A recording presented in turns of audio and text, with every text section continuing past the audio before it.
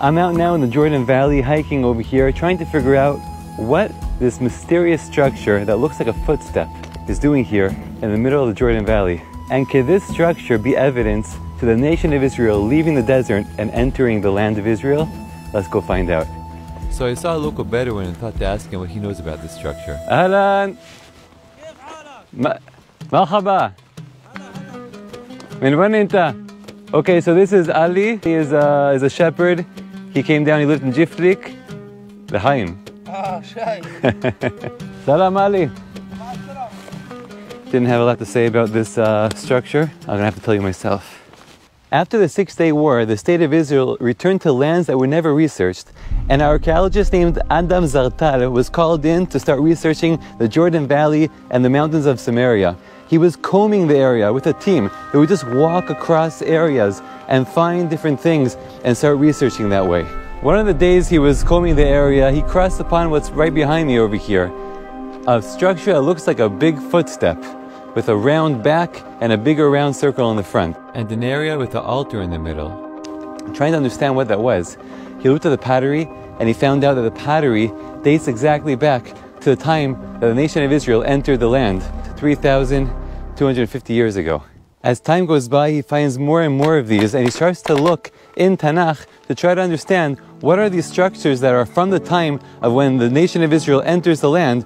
Could we find these places in Tanakh? And he finds something amazing.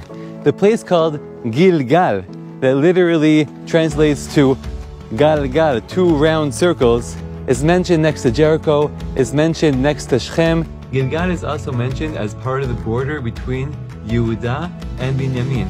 So Adam Zartal starts looking at satellite pictures along the border between the two tribes, and you won't believe what he finds. He sees on the border the same structure, a footstep, and then he understands that he found the Gilgal.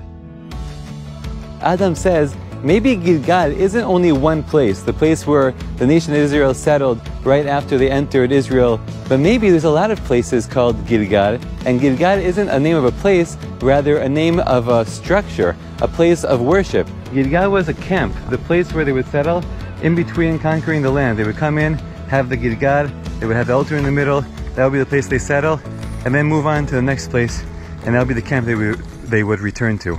But what's the significance of a footstep?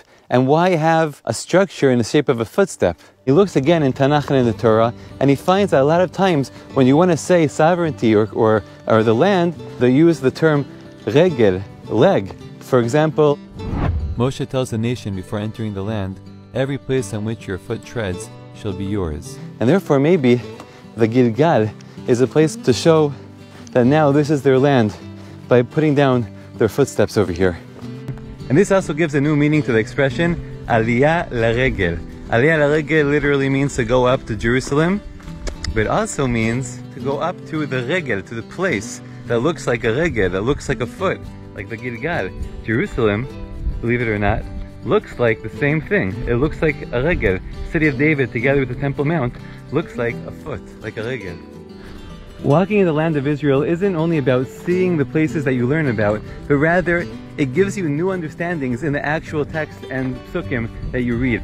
So important, so amazing. See you next time in another amazing place in Israel.